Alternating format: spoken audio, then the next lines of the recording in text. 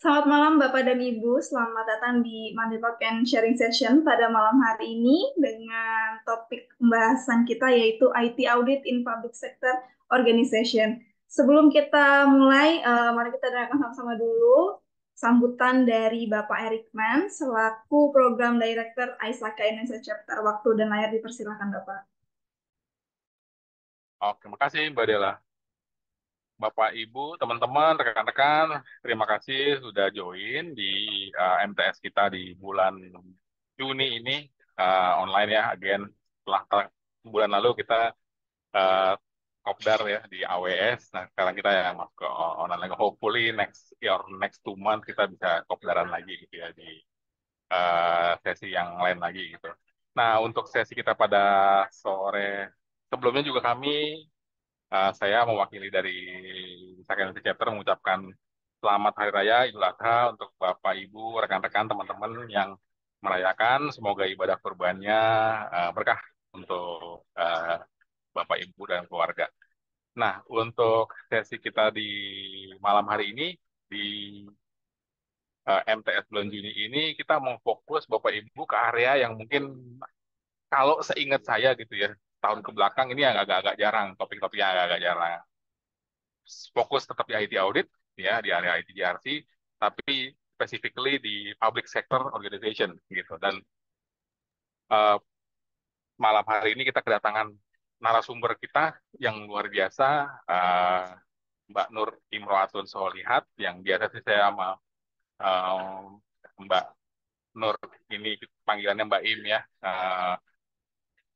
Waktu itu sering lihat beliau sharing about IT audit, IT GRC matters, bahkan sampai ke aspek sertifikasinya ISAKA. Dia share about gimana cara bisa uh, familiar gitu ya dengan visa, dengan series, dan lain sebagainya gitu ya, yang buat saya tuh kagum luar biasa karena nggak banyak yang sifatnya itu uh, mau mengadvokasi dan mengedukasi secara gratis gitu. Bahkan beliau juga sempat bikin podcast, saya sempat lihat juga, sempat ikutan juga webinar dan segala macam. Dan basically happy banget lah pada malam hari ini kita bisa undang beliau mewakili dirinya sendiri gitu ya tadi ya, walaupun saat ini beliau juga bekerja di Kemenkel, dan mengucapkan selamat juga ya Mbak Im, per bulan lalu didapuk sebagai salah satu uh, Board of Governor di Institute of Internal Audit. So sangat kebetulan dan sangat terhormat gitu Mbak Im bisa meluangkan waktu dan mau sharing sama dengan kami di sini, teman-teman. Mudah-mudahan Bapak Ibu sharingnya bisa membawa manfaat ya buat kita semua, khususnya untuk point of view public sector yang mungkin jarang-jarang kita lihat. Nanti Mbak Im akan share dari sudut pandang praktik di Kemenkeu, apa yang menjadi fokus di sana, challenges, dan yang menarik apa yang akan dilakukan ke depan gitu, strategic planningnya ke depan dari public sector organization. Nanti juga akan dipandu sama apa ya, moderator kami dari Mbak Arini, mewakili dari eksekutif tim program. Terima kasih juga Mbak Arini untuk waktunya. Untuk mempersingkat waktu, saya izin untuk boleh over lanjut ke uh, section berikutnya. Selamat menikmati Bapak Ibu, semoga membawa manfaat buat kita semua. Terima kasih. Over to you again, Mbak Dela, terima kasih. Oke, terima kasih Pak Arifman atas sambutannya.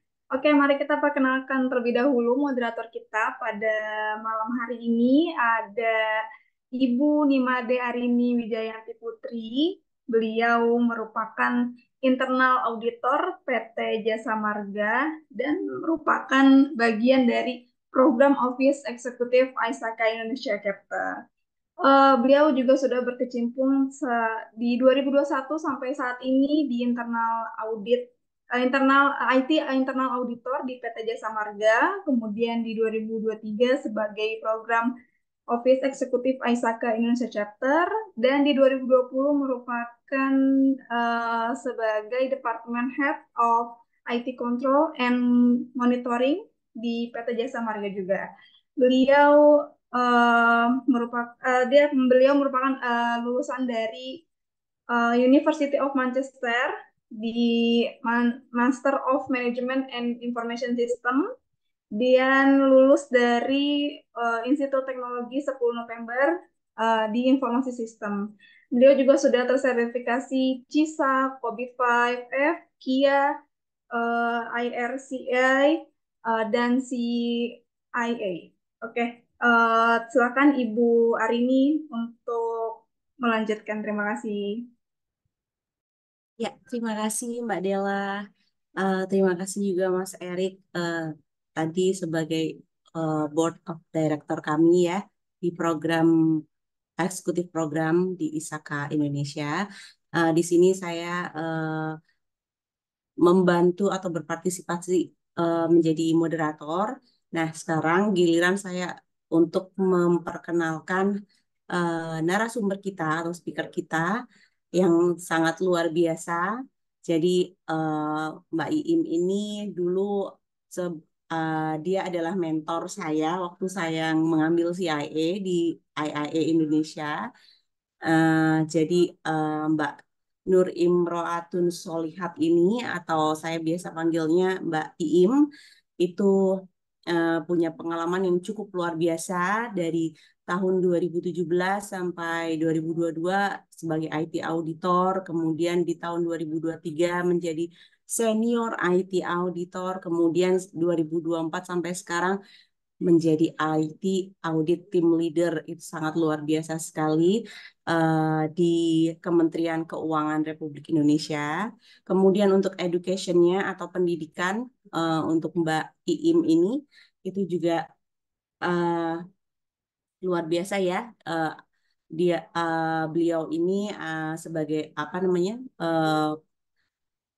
diploma dari Accounting College of Accountancy Indonesia, kemudian di tahun 2017 menempuh Bachelor of Economics di Universitas Lampung, kemudian baru aja tahun kemarin ya kalau nggak salah ini Mbak Iim ini ke Australia untuk menempuh Master of Commerce in Digital Transformation di University of New South Wales.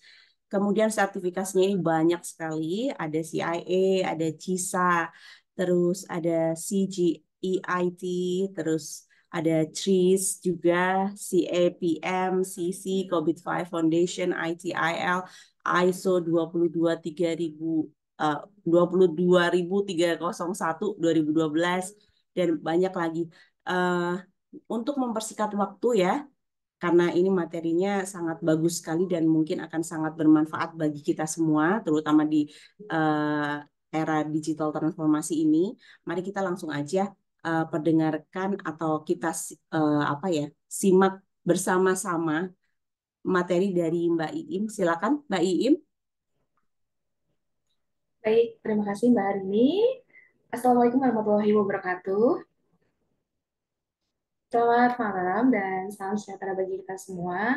Yang terhormat tadi Mas Erik, Program Director ISAKA dan segenap pengurus ISAKA ID, serta rekan-rekan sekalian peserta sharing session ISAKA Indonesia. Sebelumnya terima kasih banyak atas kesempatan yang diberikan. Ini sebuah kehormatan bagi saya untuk bisa berbagi kepada rekan-rekan semuanya, apalagi membawakan sebuah topik yang sangat dekat di hati saya, yaitu tentang IT audit di sektor publik. Gitu ya. Dan sebelumnya semoga semuanya dalam kondisi yang sehat, semua dalam kondisi yang bahagia gitu ya. Jadi hari ini seperti tadi yang sudah disebutkan oleh Mas Erik bahwa mungkin exposure materi terkait dengan IT audit sektor publik ini masih terbatas. Makanya saya bisa senang banget dan saya mau berterima kasih sama Aisaka yang mau mengangkat topik ini supaya kita jadi punya exposure lebih gitu ya terhadap materi ini dan akhirnya nanti mungkin kita bisa saling bertukar pikiran nih bagaimana kita lebih memajukan mungkin sektor publik gitu.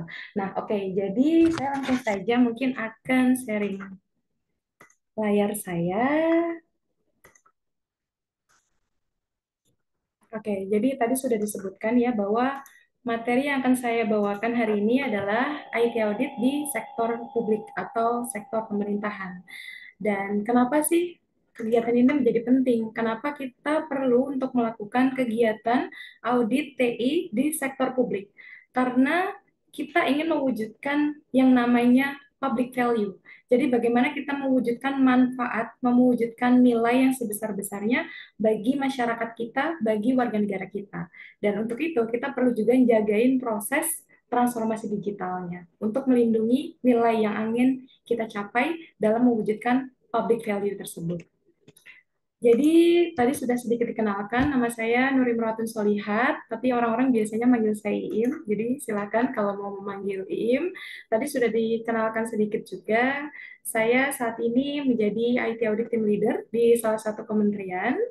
Terus saya baru saja menyelesaikan pendidikan Master of Commerce in Digital Transformation di UNSW Sydney. Jadi memang ini area yang sangat saya punya ketertarikan besar gitu ya. Tapi at the core sebenarnya saya tuh kalau ditanya apa sih yang paling saya suka untuk lakukan, saya tuh suka menulis gitu ya. Saya suka merekam diri sendiri. Enggak. Jadi saya suka berbagi ilmu lewat YouTube, lewat LinkedIn gitu ya, supaya makin banyak orang yang bisa terekspos, makin banyak orang yang punya wawasan terkait ilmu yang saya pikir aksesnya tuh belum merata gitu. Ilmu IT audit itu ilmunya belum merata aksesnya, jadi saya ingin jadi salah satu jembatan untuk orang-orang yang ingin belajar IT audit untuk bisa mendapatkan akses tersebut. Oke, jadi sebelumnya saya disclaimer dulu bahwa saya tidak merepresentasikan kementerian tempat saya bekerja, walaupun saya di sini membawakan topik itu, tapi saya di sini merepresentasikan diri saya sendiri, jadi nanti ada pandangan atau opini yang saya sampaikan, baik secara tertulis maupun secara lisan, itu adalah pendapat saya pribadi, gitu ya, dan tidak mencerminkan siapapun, tidak mencerminkan organisasi manapun yang berkaitan dengan saya. Dan materi yang saya sampaikan juga, nanti ada materi-materi yang saya kutip, jadi itu dilindungi oleh copyright. Oke. Nah, hari ini dalam 45 menit ke depan kita akan membahas 4 hal secara besarannya, mulai dari bagaimana sih organisasi sektor publik, khususnya di era digital seperti ini. Terus bagaimana internal auditnya, bagaimana IT auditnya, dan apa pelajaran yang bisa kita petik dari proses tersebut. Jadi yang pertama, kita kasih konteks dulu ya, sebenarnya organisasi sektor publik itu seperti apa, dan apa yang membedakan dari organisasi sektor private. Jadi saya kasih overview dulu tentang tempat saya bekerja. Tugas utamanya adalah mengelola keuangan negara. Jadi kalau ada uang kita yang diwujudkan dalam anggaran penerimaan dan belanja negara, yang jumlahnya 3.300 triliun itu dikelola oleh kementerian tempat saya bekerja. Dan untuk mewujudkan perannya, Menteri Keuangan ini menjalankan 3 fungsi atau 3 peran. Dia pertama memimpin operasi Kementerian Keuangan. Selain itu juga menjadi bendahara umum negara dan juga menjadi wakil negara dalam kekayaan negara yang dipisahkan. Bayangin betapa kompleksnya peran seorang Menteri Keuangan di sini. Jadi dia tidak hanya memimpin kementeriannya sendiri, tapi juga menjadi bendahara umum negara dan juga menjadi wakil pemerintah dalam kekayaan negara yang dipisahkan. Selain kompleksitas tugas, ada anggaran yang sangat besar, ada amanah uang rakyat yang sangat besar, yang pengelolaannya itu ditaruh di pundak Menteri Keuangan gitu ya. Jadi mulai dari pendapatan negara, belanja negara yang sangat besar itu semuanya dikelola melalui penerimaan dan belanja negara dalam APBN gitu ya. Nah, untuk menjalankan peran yang demikian kompleks dan amanah yang demikian besar, Menteri Keuangan itu punya struktur organisasi seperti ini. Dan yang ingin saya highlight adalah punya satu organisasi pengawasan internal yang namanya Inspektorat Jenderal atau biasa disingkat menjadi Itjen. Nah, Itjen ini fungsinya harus bisa menjaga atau memastikan GRC dari Kementerian Keuangan dalam menjalankan peran yang sedemikian besar, gitu ya. Jadi kalau bisa dilihat, Kementerian Keuangan itu mengelola penerimaan negara yang sangat besar, belanja negara yang sangat besar, aset negara yang sangat besar, dan semua itu harus dijagain oleh organisasi yang bernama Inspektorat Jenderal atau Itjen. Oke, tapi kita lihat juga kalau di tengah era digital itu seperti apa sih? Tentu Kementerian Keuangan nggak bisa tidak bisa tinggal diam melihat adanya perubahan khususnya terkait dengan teknologi. Jadi ada mimpi juga bahwa Kementerian Keuangan itu harus terus bertransformasi secara sisi teknologi. Jadi kalau misalnya Bapak Ibu atau rekan-rekan pernah menggunakan layanan Kementerian Keuangan, mungkin sekarang masih berdiri sendiri-sendiri. Di masa depan itu akan dicoba untuk disimplifikasi gitu ya. Jadi proses bagaimana nantinya akan menjadi satu aplikasi saja atau satu sistem saja itu adalah proses transformasi yang dimimpikan oleh Kementerian Keuangan. Nah, tentu dalam prosesnya kita menghadapi kompleksitas teknologi. Jadi teknologi yang kompleks ini yang kita adopsi itu ada resikonya. Ada benefit yang ingin didapat, tapi juga ada resikonya kan. Nah, itu bagaimana itu harus dipastikan tetap bisa mencapai tujuan. Gitu. Nah, untuk itu maka unitnya harus juga bertransformasi. Jadi unit yang di sini yang dimaksud Inspektorat Jenderalnya atau unit pengawasan internalnya itu bertransformasi mulai dari mengembangkan area audit baru. Jadi tadinya sebelum transformasi TIK atau sebelum transformasi digital, area-area ini tidak ada. Tapi sekarang jadi ada. Jadi ada IT audit gitu ya, yang kita kenal sekarang. Karena apa? Karena ada kebutuhan organisasi terhadap teknologinya. Itu kenapa jadi ada area yang baru gitu ya. Terus juga ada teknik baru dalam pengumpulan bukti dan juga evaluasi bukti. Jadi sekarang kita kenal yang namanya data analytics. Kenapa ini mau saya bahas? Karena nanti juga IT audit di Kementerian Keuangan itu berperan besar dalam mengembangkan data analytics untuk kegiatan audit. Selanjutnya, ada peningkatan kompetensi audit. Jadi, para auditor harus punya skill baru terkait dengan teknologi. Yang tadinya mungkin, oh, nggak perlu nih memahami resiko atau nggak perlu memahami GRC IT, sekarang jadi perlu punya skill ini. Gitu ya. Jadi, ini adalah gambaran umum bagaimana transformasi digital di Kementerian Keuangan maupun di unit auditnya. Oke, jadi yang membedakan internal audit di sektor publik dengan sektor lainnya itu apa? Gitu. Nah, jadi sebenarnya sama aja. Kalau prosesnya mungkin bisa jadi mirip, bisa jadi persis, hanya mungkin menyesuaikan dengan jenis organisasinya saja gitu. Tapi mungkin yang mau saya soroti adalah bagaimana kalau internal audit khususnya di pemerintahan, itu yang dipikirkan, yang menjadi center pemikirannya adalah public value. Bagaimana kita bisa menghasilkan bukan hanya apa yang berharga bagi publik, tapi juga bagaimana kita menambahkan nilai ke dalam publik gitu ya. Jadi kalau misalnya bagaimana sih masyarakat kita jadi lebih sejahtera, itu tuh selalu menjadi center perhatian dari kegiatan internal audit yang ada di pemerintahan. Seperti itu. Jadi yang perlu dilindungi ada public interest-nya gitu ya. Jadi apa kepentingan publik itu harus jadi pusat perhatiannya dan juga bagaimana pertanggungjawabannya. Kalau mungkin kalau sektor private pertanggungjawabannya ke investor gitu ya atau stakeholders lainnya, maka di sektor publik yang menjadi pusat pertanggungjawabannya adalah kepada masyarakat, kepada publik. Jadi ada banyak mata yang menyoroti gitu ya. Ada banyak orang yang siap menjaga, bantuin jagain gimana sih sektor publiknya itu bekerja. Nah, oke, kita akan lihat sekarang bagaimana kegiatan internal auditnya. Oke, jadi karena ada transformasi digital, maka ada pergeseran peran auditor dari era sebelumnya menjadi era yang sekarang. Jadi kalau dulu auditor itu fokusnya adalah assurance gitu ya. Nah, sekarang bagaimana fokusnya adalah menjadi agen perubahan. Jadi nanti saya akan contohkan juga aspek-aspek yang ada di sisi kanan ini, apa sih contohnya yang sudah dilakukan oleh IT Audit di Kementerian Keuangan gitu ya. Jadi bagaimana kita mendorong perubahan bagi organisasi.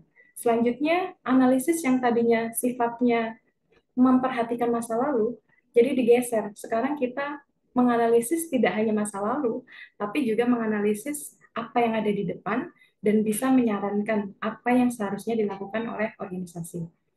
Selanjutnya, post audit. Kalau tadinya audit itu dilaksanakan setelah selesai kegiatannya gitu ya. Nah, sekarang kita tuh bisa melakukan yang namanya real time assurance. Jadi, assurance yang dilakukan saat itu juga. Jadi, kejadiannya saat itu langsung dilakukan assurance saat itu juga. Itu bisa terjadi sekarang. Dan terakhir, kalau tadinya area-area yang terjadi perhatian adalah area proses bisnis, maka sekarang yang menjadi perhatian adalah area pengelolaan TI, ikut jadi perhatian gitu ya. Jadi ini menjadi area audit yang baru bagi organisasi. Nah, ini kerangka berpikirnya. Jadi ketika organisasi melakukan transformasi digital, maka ada 3 hal setidaknya yang dilakukan oleh organisasi saya. Yang pertama adalah, oh berarti unit auditnya juga perlu bertransformasi. Misalnya dengan menerapkan manajemen audit yang terotomasi, manajemen audit yang tersistem gitu ya. Terus bagaimana atas data yang sangat besar itu harus juga dilakukan pengawasan. Berarti kita tidak bisa melakukan cara-cara tradisional dalam mengawasi data, tapi bisa melakukan teknik yang namanya data analytics gitu ya, atau big data analytics biasanya orang nyebutnya seperti itu. Dan terakhir adalah adanya audit terhadap aspek IT. Ini yang akan menjadi perhatian kita adalah 2 ini. Jadi bagaimana kita mengaudit data elektronik dan juga audit terhadap aspek IT-nya. Atas tuntutan tersebut, maka organisasi melakukan yang namanya transformasi. Dilakukan dengan apa? Dengan membentuk sebuah tim transformasi, khususnya tim yang namanya kelompok kerja TI. Jadi, bagaimana organisasi saya terus berkembang secara teknologi, itu ada tim khusus yang mengerjakan hal tersebut. Terus selanjutnya bagaimana untuk mengawasi data elektronis yang jumlahnya sangat besar? Kalau bisa dibayangkan transaksi pajak itu sebesar apa? Nah, bagaimana kita mengawasinya? Mengawasinya adalah dengan data analytics gitu. Jadi kita mengembangkan infrastruktur data analitik termasuk kompetensinya. Nah, terakhir kalau ada audit terhadap aspek TI, maka kita melakukan pemahaman terhadap resiko dan juga pengendalian atas proses bisnis dan juga IT. Jadi ada pengembangan kompetensi-kompetensi baru yang akhirnya terus diupdate secara berkelanjutan gitu. Dan konsiderasinya adalah sesuai dengan standar bahwa internal auditor, jadi walaupun dia bukan internal auditor yang fungsinya mengaudit IT, maka harus punya pemahaman yang memadai terkait dengan resiko dan juga pengendalian kunci terkait teknologi informasi. Seperti itu. Oke, kita masuk ke materi IT auditnya. Jadi mungkin secara definisi kita semua udah tahu ya, bahwa ini adalah sebuah pengujian atau sebuah pemeriksaan formal yang sistematis dan independen untuk memastikan IT-nya organisasi. Simpelnya seperti itu ya. Jadi kita memastikan bahwa IT-nya organisasi ini sudah sesuai dengan tujuan organisasi, resikonya termanage gitu ya, resource-nya juga bisa dioptimasi, seperti itu. Nah, urgensinya apa sih? Jadi, kalau urgensinya memang karena ada pergeseran. Tadinya proses bisnis banyak yang dilakukan manual, sekarang sudah banyak yang dilakukan secara terkomputerisasi atau menggunakan sistem. Akhirnya ya mau nggak mau, IT-nya juga harus dijagain gitu ya. IT-nya harus juga diaudit. Seperti itu. Terus ada lagi tuntutan karena pimpinan ingin melihat apa sih dampak dari investasi TIK yang sudah ditanamkan. Ini kita investasi segini besar, apa manfaatnya gitu. Nah, jadi ini juga kenapa kita melakukan audit IT. Terus compliance, karena pemerintah itu juga banyak aturan yang mengikat gitu ya. Jadi memastikan bahwa kita comply terhadap regulasi terkait IT itu juga menjadi salah satu hal yang mendorong adanya audit TI. Terus juga ada resiko-resiko tentu saja kita menghadapi resiko terkait IT yang jumlahnya sangat banyak dan pada akhirnya juga kita punya tuntutan dari stakeholders, khususnya dalam hal ini masyarakat, untuk mendapatkan nilai dari layanan, dari keberadaan pemerintah itu sendiri. Nah, secara simpelnya sih kalau versi COVID, ya ini, kita menciptakan nilai ujungnya dari ketiga aspek, mulai dari mendapatkan benefit, mengoptimasi resiko, dan juga mengoptimasi resource-nya atau sumber daya yang dimiliki oleh organisasi. Oke. Nah, ini milestone-nya. Jadi kalau warnanya orange itu adalah menggambarkan bagaimana pemanfaatan data elektronik di Kementerian Keuangan untuk kegiatan audit. Dan untuk yang warna biru adalah proses audit TIK. Jadi di tahun 2007 pertama kali mulai muncul inisiasi bahwa kita perlu nih audit itu dengan cara yang lebih modern gitu ya. Jadi audit atas data yang jumlahnya sangat besar itu kita menggunakan teknik audit berbantuan komputer. Selanjutnya di tahun 2017, belum sampai 2017, 2004 kita mendirikan unit audit TI. Jadi audit TI ini udah 10 tahun nih sekarang gitu. Dari pertama kali waktu itu didirikan sampai sekarang. Selain itu juga pemanfaatan data elektronik ditingkatkan dengan adanya roadmap untuk menggeser dari TABK bisa menjadi continuous audit gitu ya. Jadi audit yang berkelanjutan. Nah, di 2017 ini dilakukan kegiatan inisiasi continuous auditing pertama kali. Jadi mengaudit secara continuous pertama kali, secara data mengalir real time, itu diinisiasi di 2017. Dan juga di tahun itu kami melakukan penyusunan roadmap. Jadi langkah ke depannya IT audit seperti apa, terus pedoman auditnya juga disusun. Jadi kayak semacam mulai mapan banget itu di 2017 gitu ya. Dan di 2018 akhirnya kita punya pedoman assessment tata kelola TI. Jadi kalau bisa dilihat journey-nya gitu ya, sebenarnya tuh semuanya tuh mulai pelan-pelan gitu. Karena kita juga butuh waktu segi panjang gitu ya untuk mewujudkan apa yang ada sekarang. Jadi dari sebuah mimpi yang waktu itu di tahun 2014 diinisiasi sampai sekarang perjalanannya itu cukup panjang dan akhirnya kita bisa mencapai perjalanan yang sekarang gitu. Oke, di tahun 2019 dilakukan kegiatan evaluasi audit TI. Nah, jadi sudah 5 tahun kan kita evaluasi apa yang kurang, apa yang sudah baik untuk dilanjutkan ke tahun-tahun berikutnya. Di tahun itu juga kita mulai menetapkan roadmap data analytics. Jadi kegiatan data analytics ini lebih terstruktur lagi gitu ya untuk kedepannya tidak hanya mungkin satu proyek, dua proyek, tapi benar-benar dimatangkan gitu.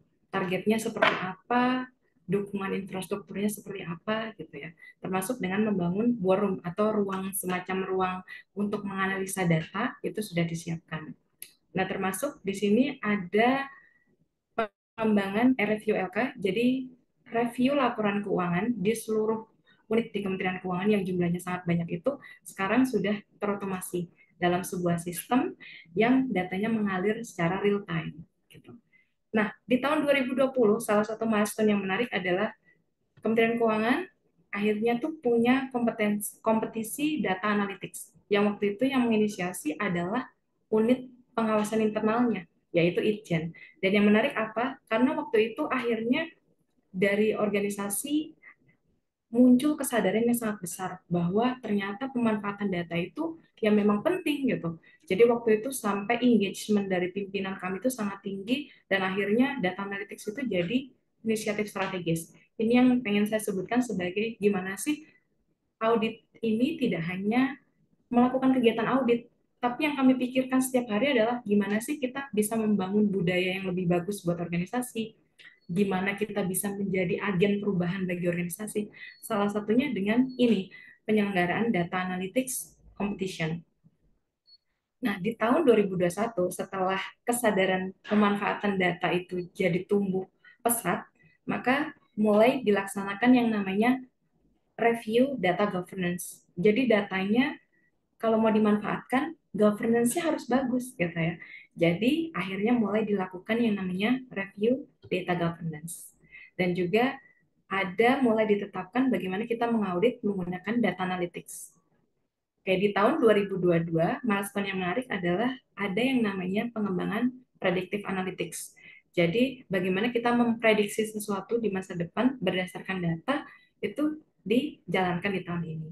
Dan di tahun kemarin yang menarik adalah kita mulai menggunakan audit keamanan informasi dengan metode skenario. Jadi gampangnya gini, kalau familiar dengan istilah red team, jadi tim auditnya itu berpura-pura menjadi red team gitu ya. Sedangkan tim IT-nya itu menjadi blue team. Jadi bagaimana tim audit ini mensimulasikan serangan kepada blue team untuk memastikan bahwa memang benar-benar aman nih. Jadi itu menarik banget journey-nya waktu itu untuk akhirnya punya sebuah kegiatan audit yang semacam ini. Nanti akan dibahas juga. Dan 2023 ini juga jadi tahun keamanan informasi. Karena di tahun itu juga akhirnya lagi-lagi kami menginisiasi sebuah gebrakan membuat komunitas keamanan siber yang namanya MoveCG. Jadi waktu itu kami juga gandeng ISAKA untuk ikut terlibat. Ayo bantuin supaya gimana sih orang-orang menyadari bahwa kita tuh perlu komunitas untuk bisa belajar bersama. Nah, waktu itu akhirnya sampai sekarang komunitasnya berjalan dan lumayan bagus banget progresnya sampai diapresiasi juga oleh pimpinan. Nah, ini juga bentuk dari gimana sih kegiatan audit itu menjadi change agent gitu. Jadi menjadi agen perubahan bagi organisasi. Nah, di tahun ini, di tahun 2024, yang sedang dijalankan beberapa inisiasi adalah kita mau mengaudit algoritma. Jadi data analytics ini atau AI gitu ya, yang ada algoritma di belakangnya, itu pastikan bahwa algoritmanya itu sesuai dengan tujuan organisasi, tidak bias, fair gitu ya. Jadi adil dalam memberikan keputusan. Nah, ini akan diadakan inisiasi kegiatan mengauditnya. Terus setelah tahun 2019 ditetapkan roadmap DA, maka data analytics akan dibangun lagi roadmap barunya gitu. Jadi apa tujuan 5 tahun ke depan ini juga diterapkan atau ditetapkan di tahun ini. Oke, nah ini beberapa kunci keberhasilan pembuatan unit IT audit. Jadi sebenarnya kalau cerita perjalanan dulu mendirikan unit IT audit itu tuh nggak mudah gitu ya, karena waktu tahun itu 2014 kesadaran orang tentang IT audit tuh belum sebesar sekarang gitu ya. Waktu itu orang mungkin belum berpikir emang IT sekritis itu ya untuk sampai ada kegiatan audit sendiri atau bahkan punya unit sendiri gitu ya. Jadi kalau saya bisa ngasih satu kesimpulan dari perjalanan itu adalah harus ada orang yang berani ngambil satu langkah awal gitu. Meskipun langkah itu nggak sempurna. Jadi waktu itu pimpinan kami tuh mengambil inisiatif dengan berani untuk menyatakan bahwa saat ini kita udah butuh IT audit. Jadi kita udah butuh secara dedicated ada tim yang mendedikasikan diri untuk kegiatan IT audit gitu. Jadi langkah itu lah yang akhirnya jadi ujung awal gitu ya dari semua perjalanan kami sampai saat ini. Mulai dari yang waktu itu masih nggak tahu apa-apa, bahkan kita nggak tahu SDM-nya mau dapat dari mana. Kalau kita ngaudit IT, emang kita punya kompetensinya gitu ya. Nah, itu semua itu dijalanin dari awal. Jadi ini beberapa mungkin kunci kesuksesan waktu itu. Jadi keberanian untuk kita memeluk ketidakpastian. Jadi pasti waktu awal-awal kita melakukan IT audit itu ada banyak ketidakpastian dan nggak perlu nunggu sampai sempurna. Jadi waktu saya pertama kali jadi IT auditor juga saya tuh masih bingung ini gimana sih saya kok banyak nggak taunya gitu ya. Tapi keberanian untuk ya udah kita coba dulu, kita belajar dulu gitu ya. Kalau jokesnya anak-anak IT audit tempat saya kerja sekarang ini adalah akan kuhadapi semua tapi sambil nangis gitu. Jadi nggak apa-apa, kita nggak tahu gitu ya, ya udah kita hadepin aja gitu. Karena memang ini ilmu yang sangat luas, ilmu yang sangat banyak gitu ya, ya kita hadapin aja gitu. Nanti bareng-bareng nanti juga kita bisa kok gitu. Jadi itu yang pertama.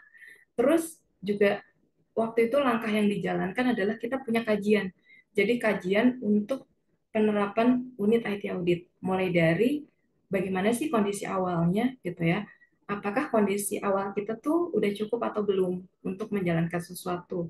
Terus kesiapan untuk melakukan IT auditnya seperti apa. Itu juga sudah dipelajari. Jadi kita udah sadar diri nih kemampuan kita kayak gimana gitu. Nah, waktu itu terus digambar gap dari yang dituju itu sejauh apa gitu.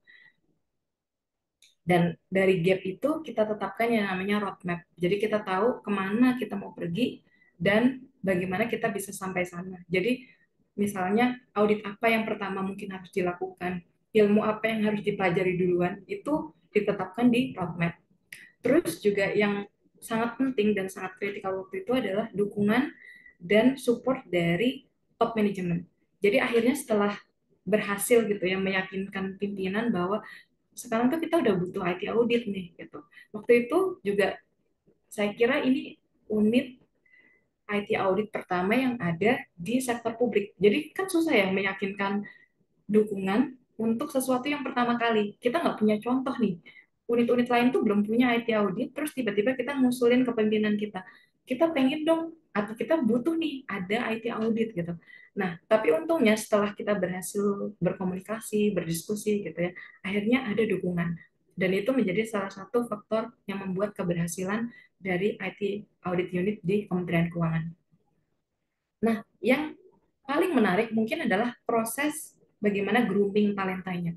Jadi saya juga sering ditanya, gimana sih kok anak-anak IT audit Kementerian Keuangan tuh kok kayak bisa banget mereka kayak jago gitu ya. Tapi kalau saya boleh cerita di dalamnya, sebenarnya dulu proses merekrut orang-orangnya itu pimpinan kami bilang gini, yang penting kalian mau belajar.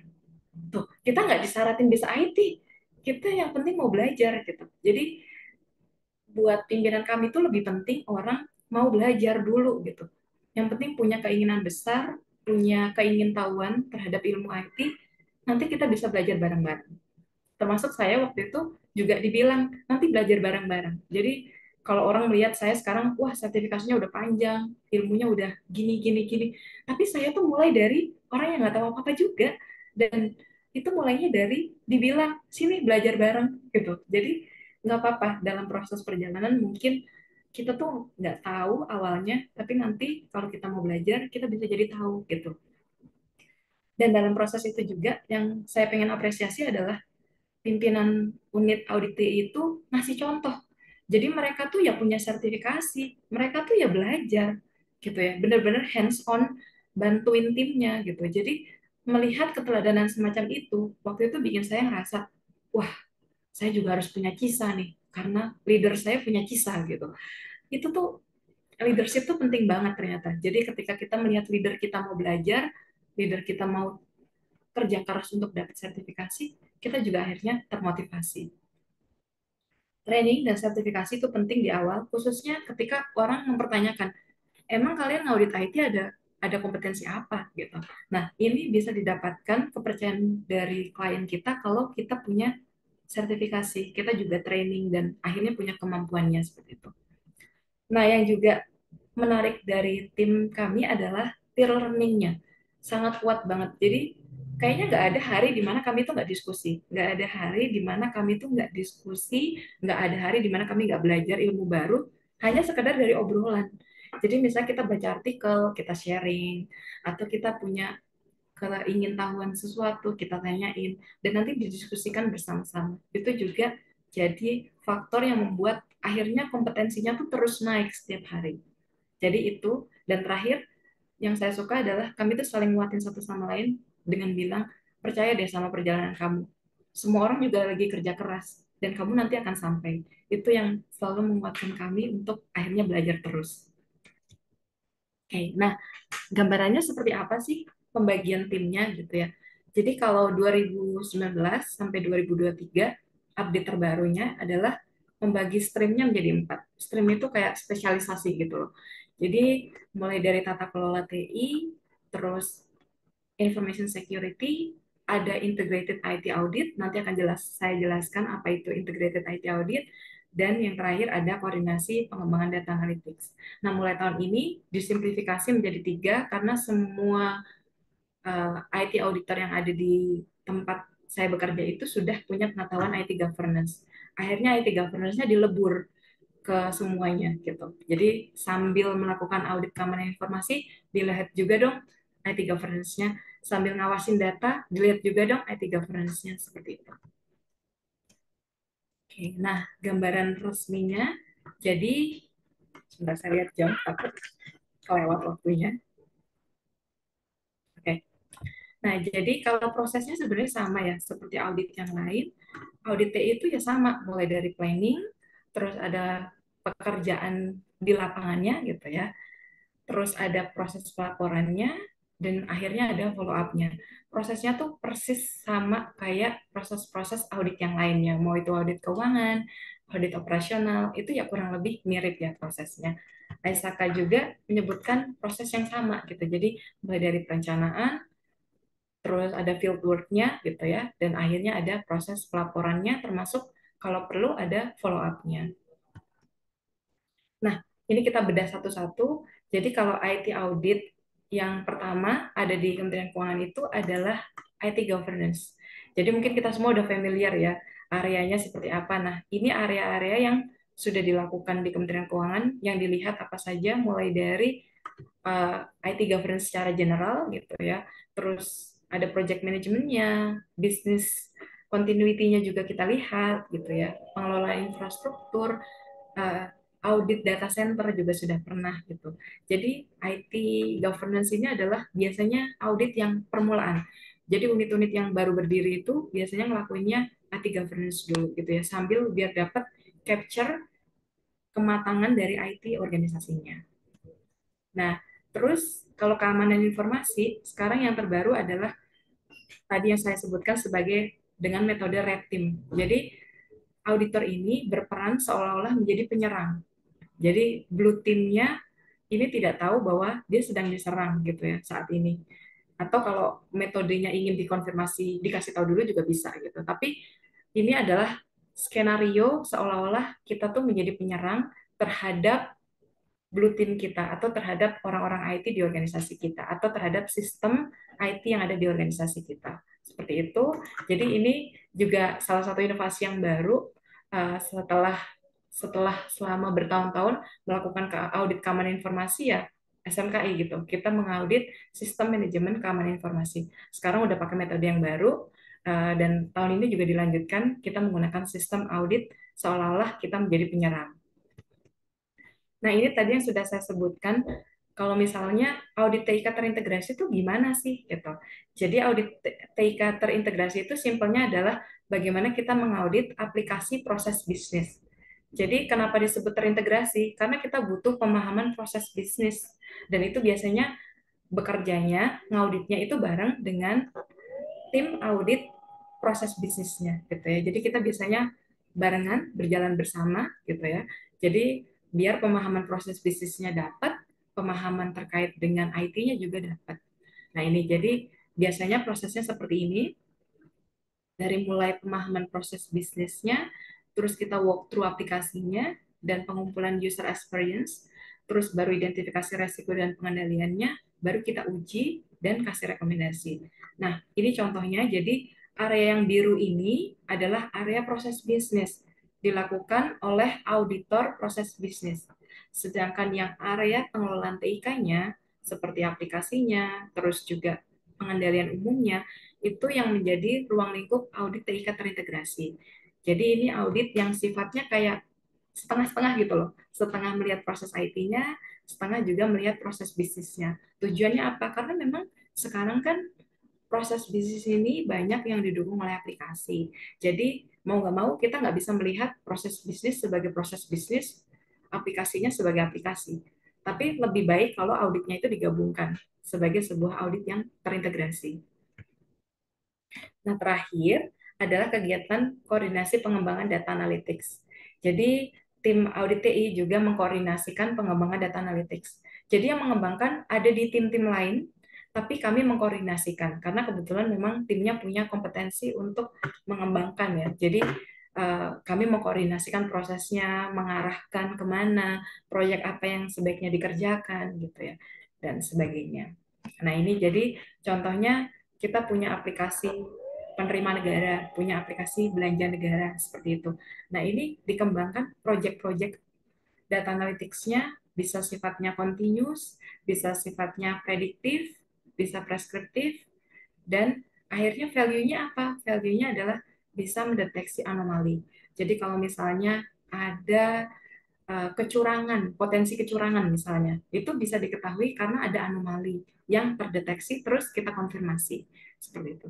Nilainya juga apa? Nilainya adalah kita bisa menyediakan penjaminan atau kegiatan assurance yang real time atau bahkan kalau nggak bisa real time pun adalah near real time atau mendekati real time. Jadi kalau tadi udah disebutin misalnya transaksi belanja negara itu kan terjadinya ya setiap detik gitu ya. Nah, itu bisa kita lakukan penjaminannya secara saat itu juga gitu. Jadi kalau misalnya terjadi transaksi mencurigakan atau transaksi yang mungkin menjadi potensi anomali, itu bisa kita konfirmasi segera. Jadi nggak nunggu akhir tahun baru kita audit gitu ya. Dan akhirnya juga dia bisa menyediakan insight yang prediktif. Kalau analisisnya prediktif, itu bisa menyediakan hasil analisis yang prediktif. Misalnya ada beberapa proyek di kami ya, contohnya memprediksi terkait dengan surat utang negara. Ini nanti apakah itu akan terbayar atau tidak, itu bisa diprediksi ternyata dengan analytics. Nah, ini contoh salah satu produknya. Jadi kami punya yang namanya e-review LK atau bagaimana mereview laporan keuangan seluruh organisasi di Kementerian Keuangan dari Sabang sampai Merauke melalui aplikasi ini. Jadi di sini tinggal langsung kita bisa lihat anomali-anomalinya saja. Sekarang kita menuju bagian yang terakhir, yaitu lesson learn-nya. Apa sih yang bisa kita pelajari dari proses IT audit yang ada di Kementerian Keuangan gitu ya.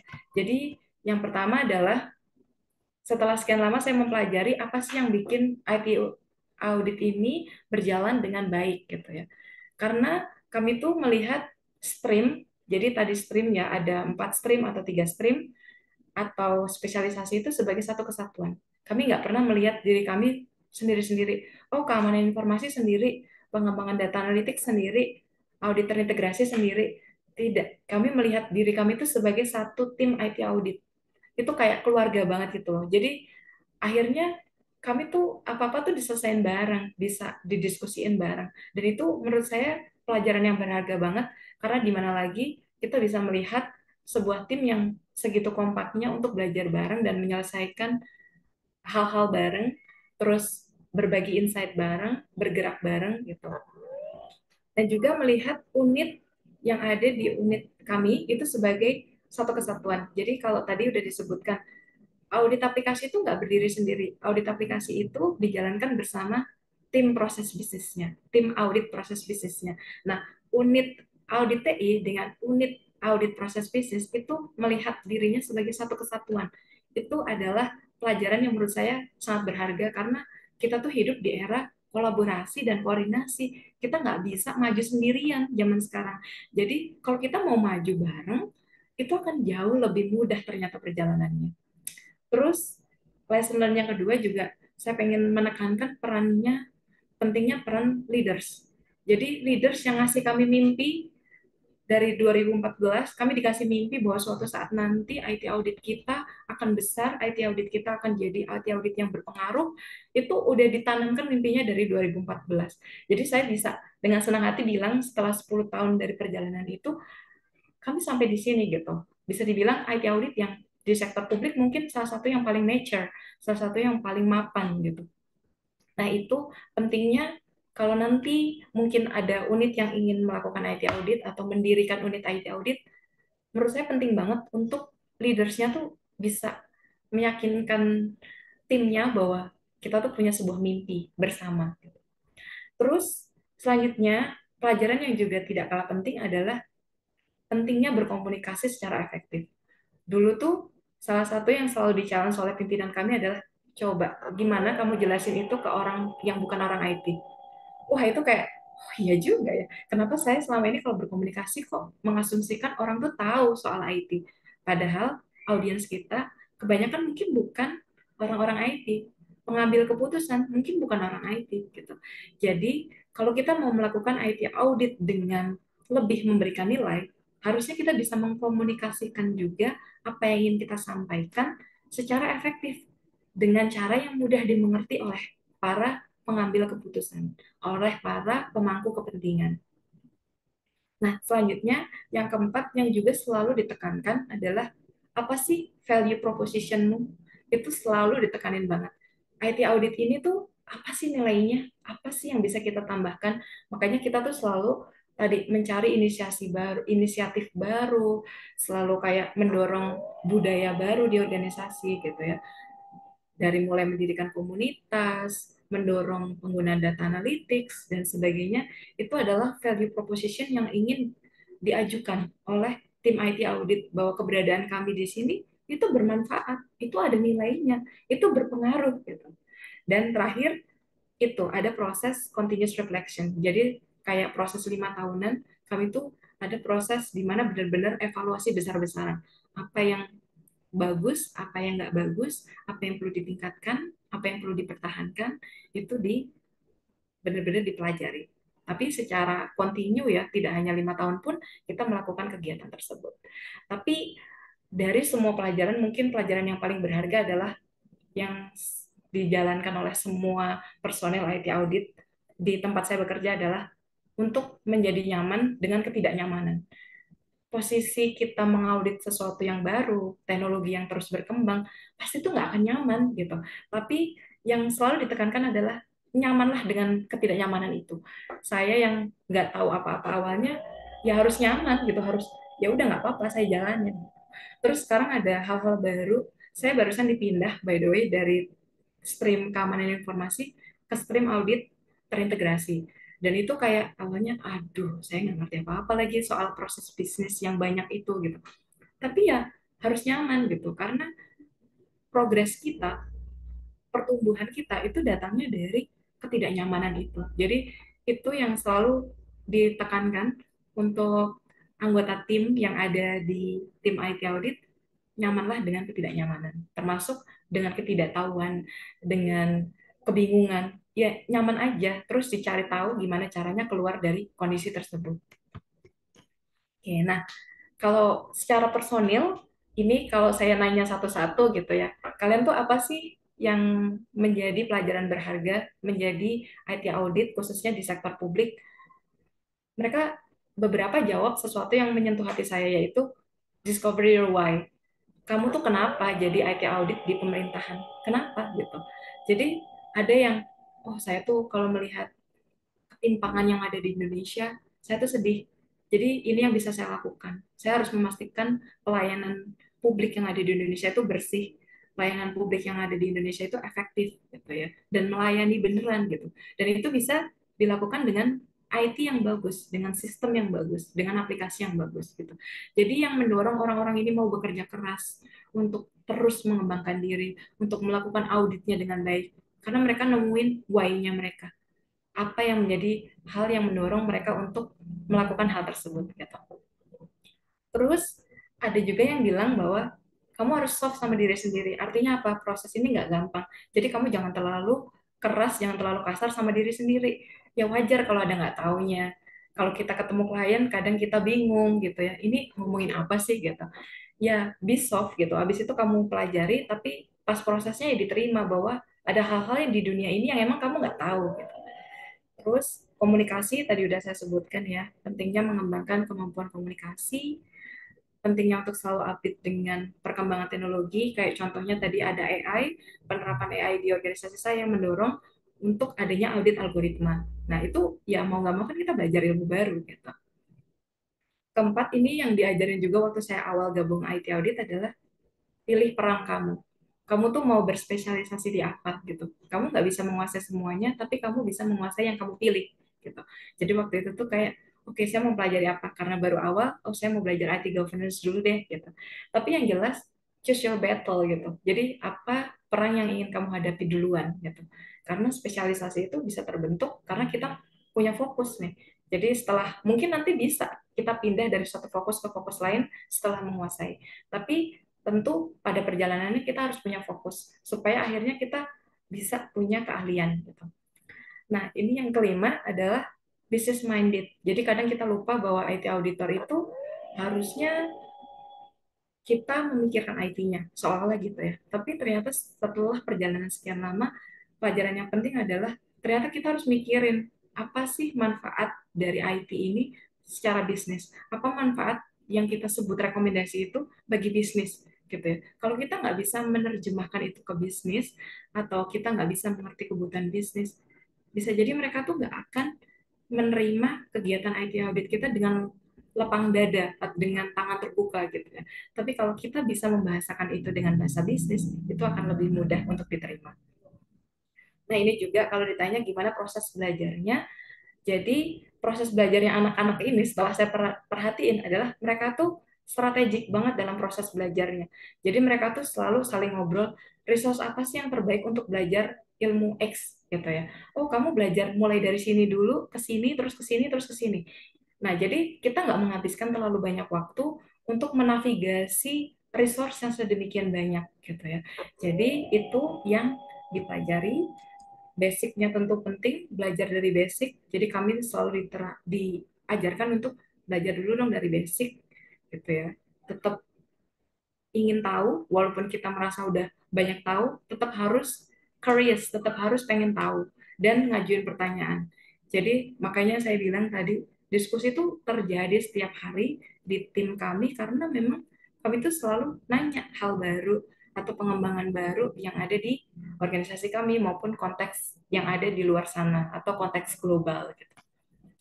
9 adalah punya mentor. Jadi yang membuat perkembangan ilmu dari masing-masing individu ini baik adalah karena kami tuh saling mementori, Jadi misalnya saya jadi mentor untuk anggota tim saya gitu ya.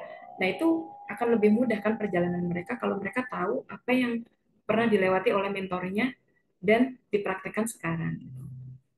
10 juga jangan mencoba untuk menemukan sesuatu yang udah ditemukan gitu. Jadi intinya gini, kalau di luar sana udah ada best practice-nya, nah Aisaka kan udah banyak nyediain referensi misalnya, atau kita bisa merujuk ke organisasi yang ada di luar sana, organisasi audit yang ada di luar sana, udah ada yang pernah melakukan, ya kita serap aja dari sana gitu. Kita tinggal sesuaikan sesuai kebutuhan gitu. Jadi nggak perlu memulai semuanya dari nol banget, karena kalau itu bisa jadi lama banget prosesnya. Tapi kalau kita udah menyerap dari best practice atau better practice, itu akan jadi lebih mudah gitu ya. Jangan lupa untuk bangun hubungan profesional, makanya termasuk kenapa saya tuh harus masuk IIA, tadi sudah disebutkan saya barusan menjadi governornya, itu karena tujuan kami untuk punya hubungan profesional yang baik dengan profesional body, dengan individu-individu lain gitu ya. Dan tentu terakhir tetap belajar gitu. Sebentar waktunya, sebenarnya sudah akan habis, tapi saya izin ya mungkin 5 menit lagi untuk menyelesaikan materinya. Oke, jadi kalau setiap fasenya, mulai dari perencanaan, fieldwork-nya, terus reporting-nya, follow-up-nya, semua juga ada pelajaran berharga yang bisa kita dapatkan ketika kita sudah lama ngaudit gitu ya. Ternyata, oh, ada langkah-langkah yang tepat untuk kita terapkan di setiap proses supaya akhirnya kita bisa melakukan audit kita dengan baik.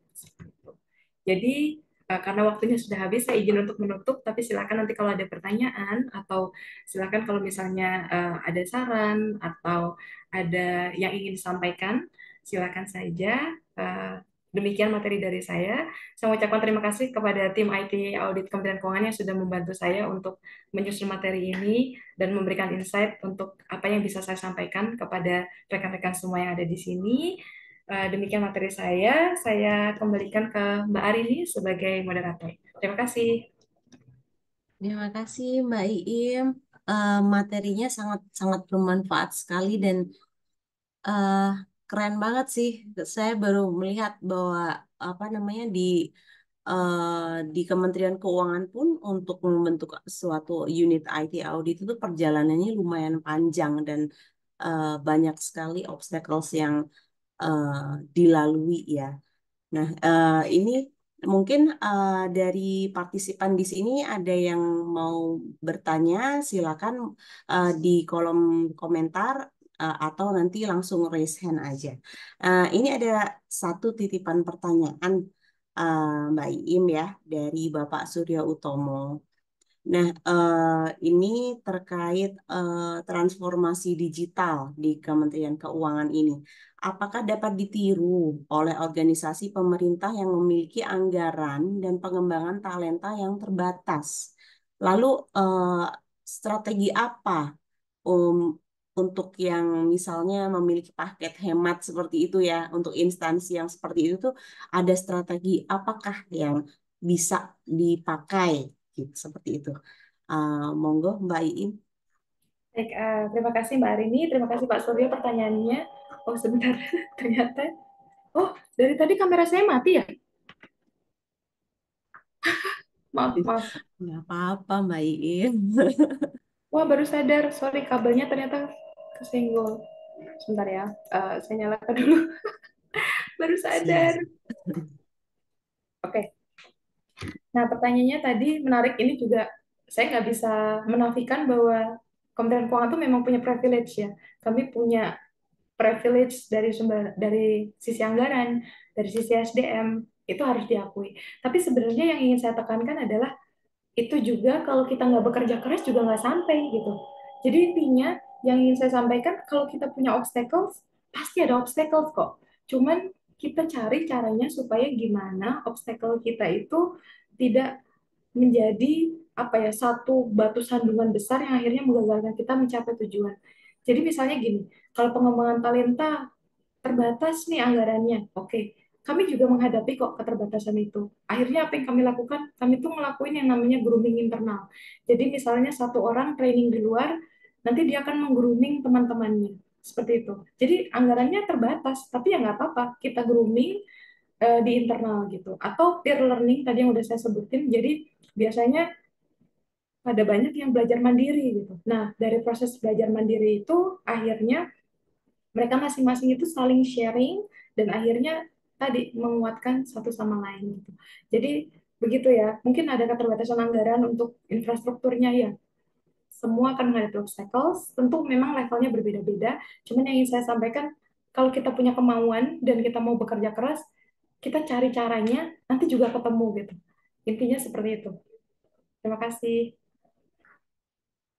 Ya, terima kasih Mbak Iim. Ini ada beberapa pertanyaan lagi ya. eh dari Pak Fahrozi Fitra Ramadan.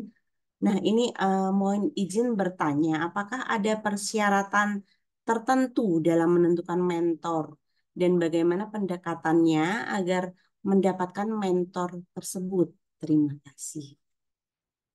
Oke, menarik. Jadi setelah saya perhatiin gimana pola permentoran gitu ya. Karena kan kita mikir pola permentoran itu berdasarkan keilmuannya. Jadi siapa yang cocok ilmunya, apa yang sedang saya pengen pelajari, itu saya cari mentor yang ilmunya sesuai hal tersebut. Tapi ternyata ada pendekatan yang juga tidak kalah penting, yaitu pendekatan emosional. Jadi cari mentor yang menurut saya tuh cocok secara emosional sama kita. Karena kan misalnya nih, saya by the way termasuk menti yang menye-menye gitu kayak, kok susah sih Pak gitu. Aku gini sih, tapi mentor saya tuh tahu cara nge-handle saya gitu. Cara nge-handle saya gimana sih cara memotivasi saya gitu. Jadi kalau saya tuh melihat mentor itu kriterianya adalah yang memang ada yang pengen kita pelajari dari orang tersebut, baik ilmunya, kompetensinya gitu ya. Yang kedua adalah kita merasa kenyamanan emosional dengan orang tersebut untuk dibimbing sama orang tersebut. Jadi kayak karakteristik setiap mentor dan mentee itu berbeda-beda, cari aja yang cocok. Kalau misalnya sama si A kita merasa, oh aku ternyata bukan tipe mentor ini nih yang aku cocok, kita bisa cari yang lain. Nah, gimana cara pendekatannya? Jadi biasanya kalau paling mudah sih satu organisasi ya. Jadi kalau satu organisasi ya kita bisa tinggal ngomong, Pak atau Bu, saya pengen dimentorin seperti ilmu yang saya tertarik tuh ini, tujuan karir saya seperti ini gitu ya. Jadi itu. Tapi kalau nggak ada di luar, approach aja. Kalau kita punya niat yang baik, saya yakin kok di antara sekian banyak orang pasti ada yang energinya sama baiknya untuk menyambut apa yang kita pengen gitu. Jadi nggak usah takut. Saya tuh dulu prinsipnya nggak usah malu kalau kita punya niat baik, ya udah sampein aja. Kalau nanti ditolak ya, ya cuma ditolak gitu kalau saya mikirnya. Tapi yang penting kan kita mau mengusahakan apa yang kita pengen dapatkan. Jadi itu yang saya lakukan dulu. Ya, terima kasih Mbak Iim. Soalnya ya, iya sih memang mentor itu sangat dibutuhkan ya, terutama kalau kayak saya ini kan kadang kalau stres itu suka yang, aduh gimana ini gitu kayak butuh banget itu memang mentor. Ya, ya, terima kasih. Nah ini ada beberapa lagi pertanyaan dari Pak Dias Permana. Jadi ini pertanyaannya, Malam Mbak Im, apakah ada tips bagi yang ingin memulai masuk ke ranah IT audit, khususnya dari area yang cukup general seperti IT governance? Nah, gimana Mbak? Oke, halo Mas Biasa, saya kenal. Oke, jadi tipsnya apa? Nah, jadi sebenarnya jalur orang masuk ke IT audit itu ada dua. Jalur udah tahu auditnya dulu, baru belajar IT-nya, atau udah tahu IT-nya, baru belajar auditnya. Nah, kalau misalnya Mas Dias udah pertama sudah punya skill terkait dengan IT, maka saya sarankan yang perlu dipelajari selanjutnya adalah auditnya. Kebetulan Mas Bias kan barusan dapat visa nih, berarti kan udah mendalami juga ilmu auditnya. Tapi mungkin itu ya, nanti yang perlu diperdalam lagi, karena kan belum punya pengalaman mungkin ya, terkait dengan auditnya, adalah bagaimana mengasah kedalaman, terus juga intuisi terkait dengan audit. Karena memang perjalanan audit itu, walaupun kita udah 5 tahun, 10 tahun, kita tuh ternyata masih ada hal baru, harus ada kayak intuisi yang harus diasah gitu ya terkait dengan kegiatan audit. Jadi itu mungkin yang bisa saya saranin adalah belajar terkait dengan ilmu auditingnya gitu. Bagaimana kita mengumpulkan bukti, bagaimana mengevaluasi bukti, analisis dan sebagainya. Seperti itu. Terima kasih Mbak Iim. Ada satu lagi nih. eh, dari Pak William Bostan. Halo Mbak Iim, selamat malam. Izin bertanya, apakah ada insight terkait apa yang menjadi concern utama atau prioritas IT audit di Kemenkeu saat ini? Misalnya monitor terhadap serangan cyber tertentu atau transaksi tertentu. Nah, iya, terima kasih sebelumnya. Oke, terima kasih pertanyaannya, Mas William. Jadi, yang menjadi concern utama saat ini adalah betul seperti disebutkan terkait dengan keamanan. Jadi, ya, jadi terkait dengan keamanan data dan informasi. Jadi, ada dua sih sebenarnya yang ditekankan sama pimpinan kami, bagaimana keamanan siber gitu ya, karena sekarang emang jadi marak banget gitu ya. Kedua, terkait dengan bagaimana pemanfaatan data. Karena kalau bahasanya Bu Menteri itu, Kementerian Keuangan itu duduk di atas tumpukan data, kalau kita nggak bisa memanfaatkan insight-nya kan sayang juga gitu. Jadi itu sih dua hal yang sekarang jadi prioritas IT audit adalah gimana kita mengawasi data kita dan juga mengawasi keamanan siber. Meskipun stream lain tadi, misalnya ada audit terintegrasi itu juga tetap penting ya. Stream itu sih sebenarnya menggambarkan apa yang lagi jadi concern. Jadi stream nanti kalau misalnya sudah terjadi perubahan concern, mungkin akan berubah lagi gitu ya. Jadi spesialisasi yang ada di tim-timnya IT audit Kementerian Keuangan itu bisa bergeser sesuai dengan kebutuhan seperti itu. Terima kasih. Terima kasih Mbak Iim. Ya, kalau ada pertanyaan lagi, ini ada kata Mas Dias, berkenan nggak kalau mau jadi mentornya? Gimana nih, Mbak? Nanti kita cek ya apakah secara emosional kita bisa. Ya, terima kasih Mas Dias. Nanti kita ngobrol lagi ya. Iya, eh, iya kalau ada pertanyaan bisa langsung ditaruh di kolom komentar atau raise hand ya, Bapak Ibu semuanya. Eh, saya penasaran sih Mbak Iim ya. Tadi kan disebutkan itu eh, awal dari pembentukan IT audit di Kementerian Keuangan itu kan eh, adanya keberanian untuk mencoba dulu gitu ya, Kes. Nah, itu kalau saya lihat di ya mungkin ini di apa namanya tempat-tempat yang unit-unit yang sebagian besar itu masih belum terlalu ini kesadaran mengenai pentingnya IT audit itu masih belum sebagus di yang mungkin udah perbankan ya karena di sana itu kan IT-nya sangat kuat sekali ya. Nah, itu gimana ya untuk mungkin untuk berbicara ke atasan kita atau misalnya ke board of director untuk menyadarkan betapa pentingnya IT audit itu kalau menurut Mbak Iing gimana di Kementerian Keuangan itu seperti apa gitu?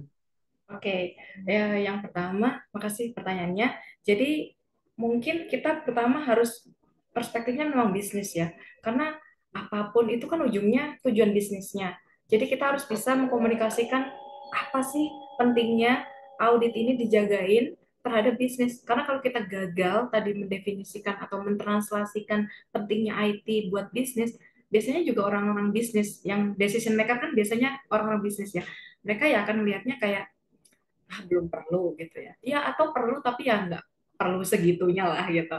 Nah tapi biasanya ini yang biasa bisa kita lakukan adalah komunikasikan apa pain points gitu ya dari bisnis kalau misalnya IT-nya tuh tidak dijaga dengan benar.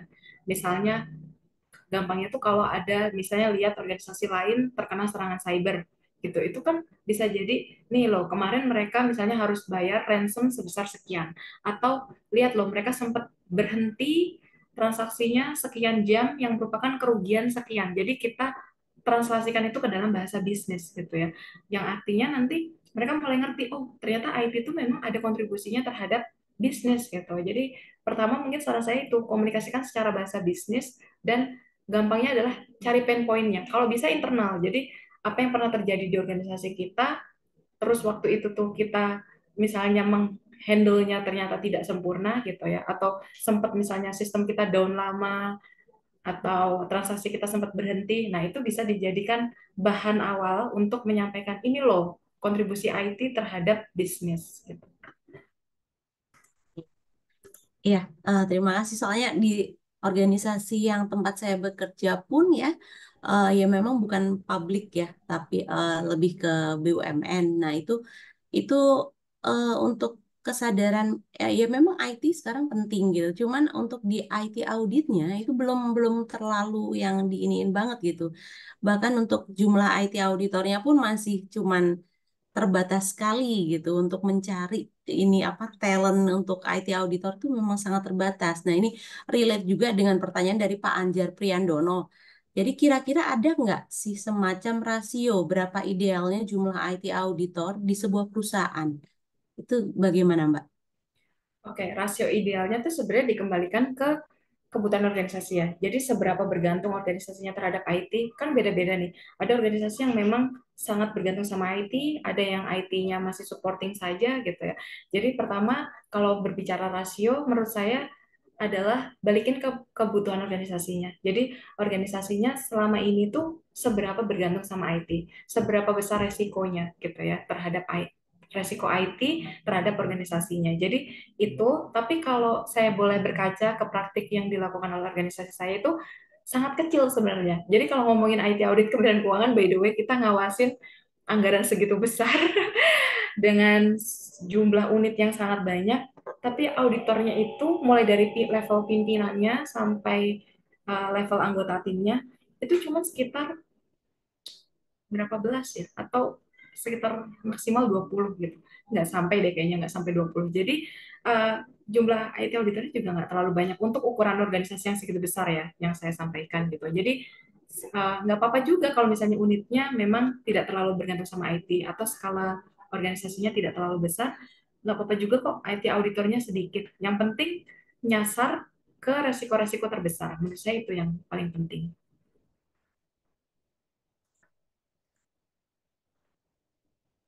Ya, terima kasih, Mbak. Eh, ini ada lagi nih pertanyaan ya dari Mas David Pungkana. Baru pulang kayaknya ya, baru lulus nih. Nah, eh ini pertanyaannya mungkin saya bacakan dulu ya. Malam Mbak Iim, mohon sharing bagaimana strategi teman-teman auditor TI Kemenkeu dalam meyakinkan dan memanage ekspektasi pimpinan dan klien audit terhadap auditor TI, khususnya in navigating current IT issues. Itu eh, gimana Mbak? Bisa tolong di... Baik, terima kasih. Sebelumnya, Mas David kayaknya nggak perlu nanya, sebenarnya dia juga udah tahu. Oke, Mas David, makasih pertanyaannya. Jadi kalau memanage atau meyakinkan ekspektasi pimpinan dan klien audit, tentu ini menantang banget ya, karena kalau bisa dibilang dengan auditor yang segitu sedikitnya, tadi sudah saya sebutkan angkanya, harus memanage sistem IT yang banyak banget, terus juga sistem IT yang orangnya juga banyak banget gitu. Jadi tentu kita harus bisa memanage ekspektasi ya. Bagaimana mereka nggak berharap, ya berharap yang mulu-mulu banget, padahal kita resource-nya juga cuma segini gitu. Nah, tapi mungkin yang pertama mungkin pendekatannya adalah selalu berbasis resiko. Jadi kalau kita nggak akan mungkin bisa meyakinkan semuanya, tapi kita bisa meyakinkan yang resiko-resikonya terbesar. Jadi biasanya kita komunikasikan tuh di awal tahun, ini yang akan kami audit gitu ya. Mungkin ada masukan, apakah ada area audit yang perlu kami cover. Jadi komunikasi itu penting banget. Komunikasi dan koordinasi adalah kunci di mana kita bisa satu halaman gitu ya terkait dengan ekspektasi dari klien maupun pimpinan terkait dengan IT audit. Itu. Yang kedua sih menurut saya terus buktiin aja sih kalau kita tuh memang punya nilai gitu. Jadi kalau kita terus berkarya, orang tuh suatu saat akan ngerti bahwa oh mereka tuh emang tim yang bernilai buat tim kita, buat organisasi kita gitu. Jadi tadi saya sebutkan misalnya kami menginisiasi komunitas dan sekarang komunitasnya jadi komunitas yang berpengaruh di Kementerian Keuangan, itu adalah bukti oh mereka tuh bukan cuma ngaudit, mereka tuh bener-bener ngedrive organisasi kita ke sesuatu yang lebih baik gitu. Jadi yang selalu disampaikan juga sama pimpinan adalah terus berkarya, terus buat hal yang baik, terus dorong organisasi kita untuk lebih maju. Itu adalah bagaimana kita menunjukkan bahwa kita tuh punya nilai gitu terhadap organisasi kita gitu. Jadi tadi komunikasi, terus auditnya selalu berbasis resiko dan juga terus berkarya, tunjukkan apa sih nilai kita untuk organisasi seperti itu. Terima kasih Mbak Iim. Mungkin ada satu pertanyaan lagi, mungkin ini ada satu lagi ya. Eh dari Bapak atau Ibu ini ya, Roriski Aldila Hutagalung. Nah, malam Mbak, terkait pertanyaannya adalah bagaimana terkait cycle audit IT-nya? Apakah dilakukan menyeluruh untuk seluruh Ditjen atau risk base yang tidak menyeluruh ke unit-unit? Selanjutnya, apakah secara struktur pengelola IT atau EDW, DA itu ditempatkan di Setjen? Seperti itu. Minta tolong di pencerahannya. Siap. Terima kasih pertanyaannya. Jadi tadi terkait dengan cycle-nya ya. Cycle auditnya persis sebenarnya sama kayak cycle audit biasa, mulai dari perencanaan sampai follow up. Terus kalau apa yang dilakukan, apa yang dilakukan ada yang direct message, jadi saya ketawa. Ya, oke, saya lanjutkan. Jadi apa yang dilakukan, apakah menyeluruh atau risk based? Jadi pertama banget, waktu IT audit pertama kali dijalankan, kita tuh menyeluruh dulu untuk dapat gambaran besaran Kementerian Keuangan seperti apa IT-nya. Jadi tadi saya sebutkan IT governance yang awal itu direview secara keseluruhan. Jadi kita punya semacam potret gitu ya, potret organisasi A, organisasi B, organisasi C, seperti apa kematangan IT-nya, problem IT-nya seperti apa, resiko IT-nya seperti apa. Gitu. Nah, baru setelah itu risk base. Jadi setelah kita bisa capture tuh satu-satu, akhirnya kita tahu nih resiko terbesar ada di mana, proses apa yang paling beresiko bagi sebuah organisasi. Jadi gitu ya. Berangkat pertamanya adalah capture keseluruhan, selanjutnya risk base sampai sekarang ya. Jadi kami sekarang sudah risk base gitu. Pertanyaan terakhir, secara struktur pengelola IT apakah ditempatkan di Setjen saja? Tidak, untuk proses pengelolaan IT, unit pusatnya ada di Setjen, tapi setiap unit itu punya unit pengelola IT masing-masing gitu ya. Jadi sistemnya tuh federated gitu. Jadi ada satu yang pusat, tapi juga punya wakil-wakil gitu ya, atau kayak representasi gitu ya di masing-masing unit seperti itu. Ya, terima kasih Mbak Iim. Sangat menarik sekali diskusinya ya hari ini. Cuman memang waktunya terbatas, jadi mungkin masih ada pertanyaan dari Bapak Ibu sekalian yang mungkin belum sempat ditanyakan, bisa langsung ke Mbak Iim ya. Bisa mungkin melalui email atau apa, nanti bisa langsung di chat aja. Nah, cuman saya mau menyimpulkan secara global mengenai pentingnya IT audit di sini. Itu selain juga dari kita berangkat dari proses bisnis, kemudian risikonya. Nah, ini ada beberapa poin penting dari IT audit, yaitu yang pertama adalah pentingnya kolaborasi dan kerjasama antar tim atau unit IT audit. Kemudian pentingnya peran leader, ya, jadi dari visi misinya dalam IT audit seperti apa. Kemudian juga pentingnya kita sebagai IT auditor untuk berkomunikasi, bagaimana kita menyampaikan ke orang-orang yang mungkin belum paham mengenai IT atau bukan orang IT gitu ya. Kemudian yang keempat ada apa namanya? Kita mengerti value kita apa, jadi be valuable, terus kita bisa memberikan influence yang positif terhadap organisasi. Kemudian yang terakhir dan tidak kalah penting adalah continuous reflection.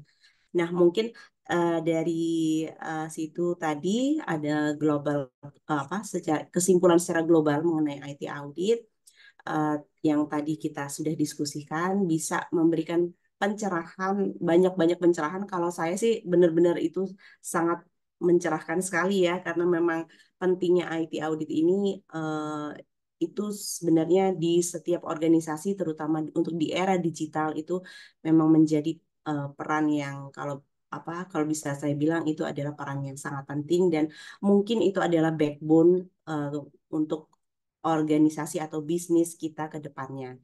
Nah, mungkin itu saja. Terima kasih Mbak Iim atas diskusinya hari ini. Sangat keren sekali. Dan terima kasihnya juga dengan Bapak Ibu untuk partisipasinya dalam diskusi kita hari ini. Semoga kita semua selalu sehat dan sukses selalu untuk kedepannya. Untuk kemudian sesi berikutnya saya serahkan kembali ke Mbak Dela. Terima kasih. Ya, terima kasih Bu Harini. Terima kasih juga kepada Bu Nur Emratan atas materinya pada malam hari ini. Terima kasih juga kepada peserta Monitor and Sharing Session atas waktunya. Sampai jumpa di sharing session selanjutnya. Terima kasih. Terima kasih, Ibu. Terima kasih semuanya. Terima kasih semuanya. Mbak Iim, terima kasih. Terima kasih Mbak Arini.